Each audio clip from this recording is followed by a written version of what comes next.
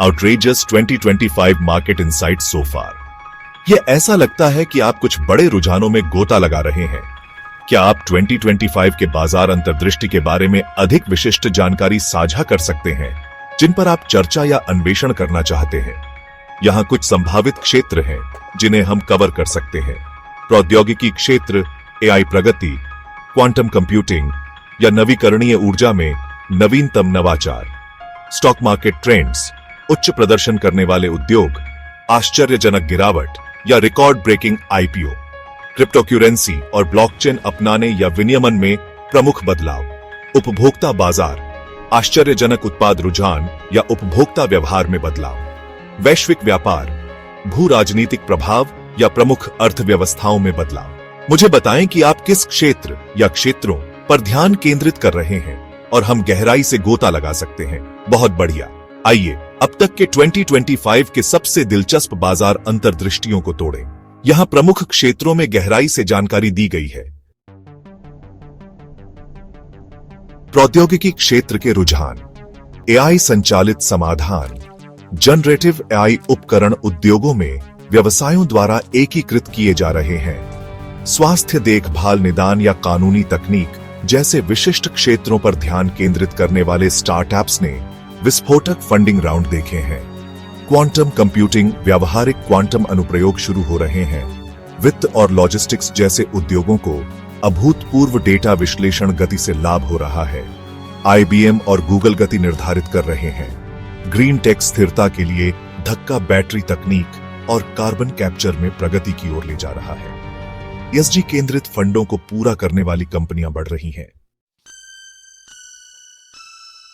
Stock market अंतर्दृष्टि, AI और green energy stocks का उछाल। इन क्षेत्रों में सार्वजनिक कंपनियों के मूल्यांकन में वृद्धि हो रही है। कुछ ने सर्वकालिक उच्च स्तर को छू लिया है। आश्चर्यजनक क्षेत्र, बायोटेक ने पुनरुत्थान किया है। दुर्लभ बीमारियों के लिए नवाचारी उपचार और व्यक्तिगत चिकित्सा में प्रगति के कारण आईपीओ बुखार। नए प्रवेशकर्ता विशेष रूप में फिनटेक और नवीकरणीय ऊर्जा में वैश्विक सूचकांकों को हिला रहे हैं।